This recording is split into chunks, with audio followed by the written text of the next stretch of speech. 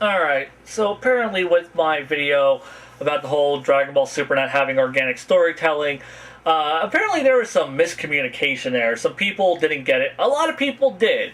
Like, pretty much everyone who saw it got it, but there's a subsection of people who didn't get it, and really this video is for them.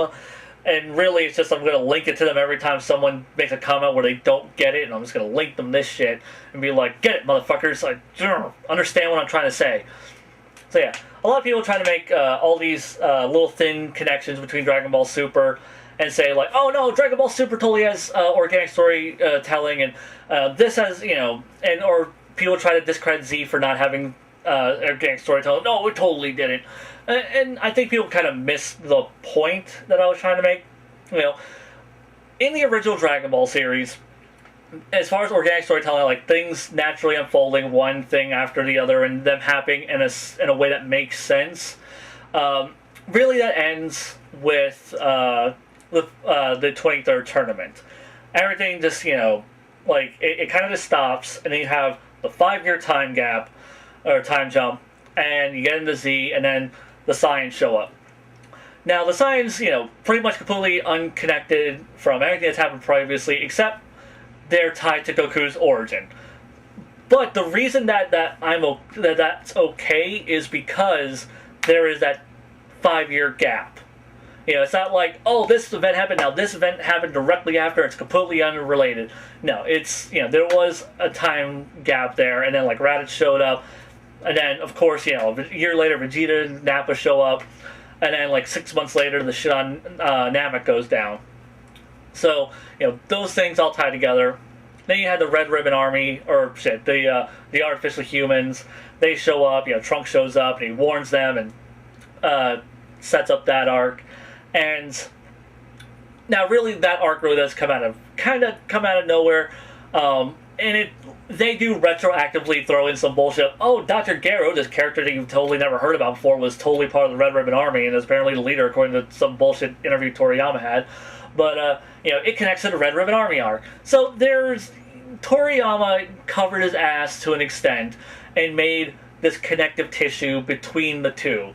That because of Goku's actions in that arc, this directly happened. And, you know, there's this huge time jump, you know, and it happens, you know, 4.5 years after the Frieza thing. So there's a good, you know, gap there. Once again, you know, Toriyama understood that, you know, events that don't, you know, where one event doesn't naturally fold out from the next, you need to kind of space it out, because, you know, this isn't like a superhero comic where it's a world where a whole bunch of superpowered people and a whole bunch of superpowered villains, and you can just do these stories every single week and, you know, have it make sense within this universe. Not the universe he created. He created a universe where, you know, things happen very rarely, but they're big things, and usually, you know, he always ties it back. Like I said, Majin Buu doesn't tie into jack shit. And then, like I said, GT, you know, it ties back into, you know, like the Black Star Dragon Balls tie back into Piccolo and Kami, and then how that whole thing unfolds.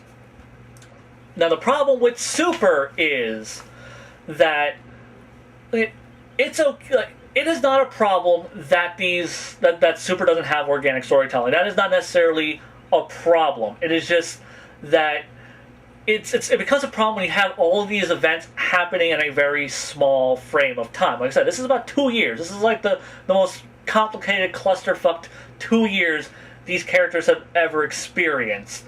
And it's kind of weird to just to be structuring the story like that, because that's not how Dragon Ball's ever been structured before.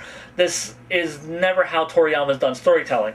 And you can sit there and say, like, oh, well, I don't count the 2 movie retellings as part of the series.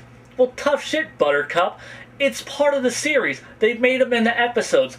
They are part of the Dragon Ball Super brand. When it comes out on Blu-ray in Japan, as it already has, it's the Beerus arc, then it's going to be the Golden Frieza and the Champa, and we're going to get the exact same thing. They're going to box set it out like that for us. You know, maybe, I don't know, maybe they'll pull a GT and they'll skip like the first 2 arcs.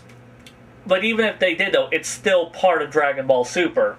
It is those are the first two arcs, and they took liberties with the story. They could have done things to try to tie these stories together better.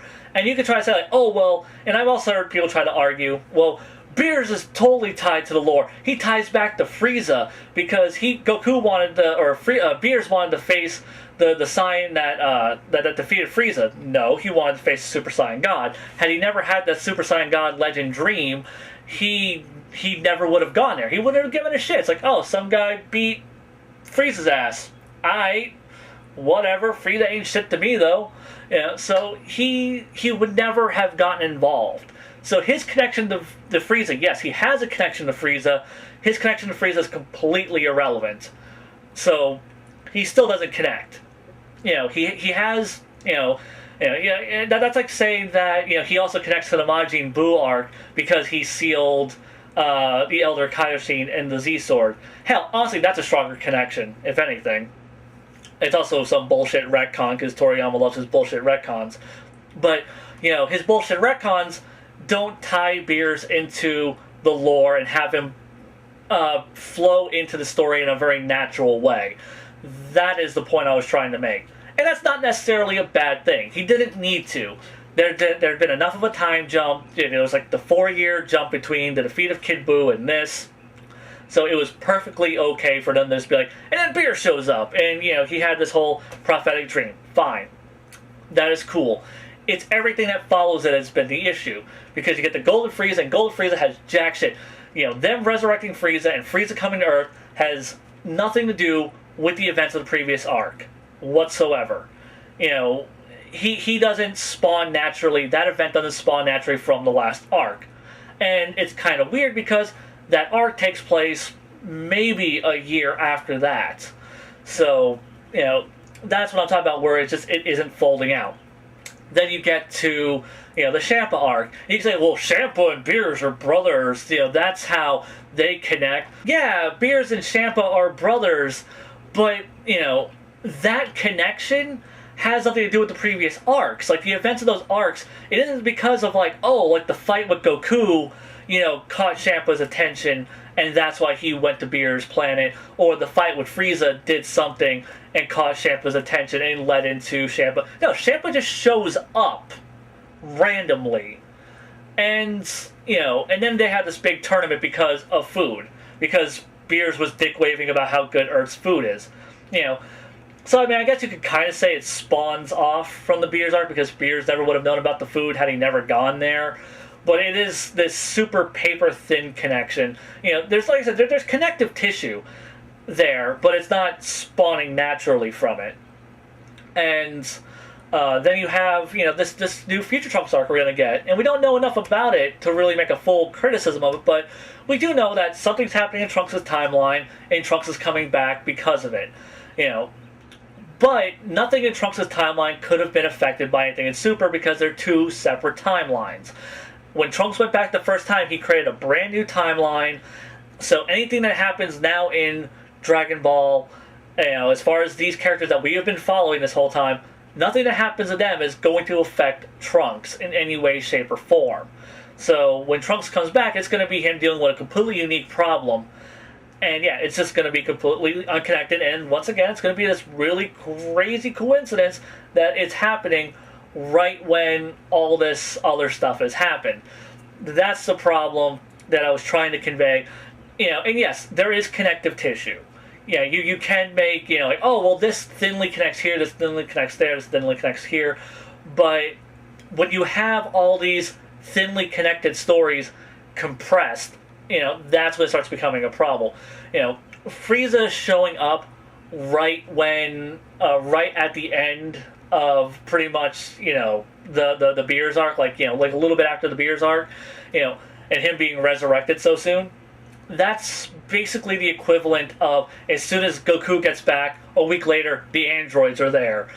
That's what I'm talking about. It's like, oh, that's kind of a crazy coincidence. Those two really big events happened within a short period of time. And yeah, hopefully I've gotten it across this time. I don't know what else to say. If you guys don't get it, like, I can explain it to you, but I can't understand it for you. So if you're still, I mean, if you still like Super, fine, that's cool. If you don't mind these issues, that's fine. If you're still enjoying it, that's fine. I'm not telling you not to. I'm saying this is something that's putting a damper on the story for me personally, and it just doesn't feel like Dragon Ball storytelling. It just doesn't, you know, and organic storytelling is one of those things that I really enjoyed about the previous, you know, runs of the show. The Boo arc being excluded, obviously, you know, because like I said, it doesn't naturally fall out from anything. But, yeah, hopefully I got my point across this time. I don't know what to say if you guys didn't get me. I don't know. Till next time, Zeon out.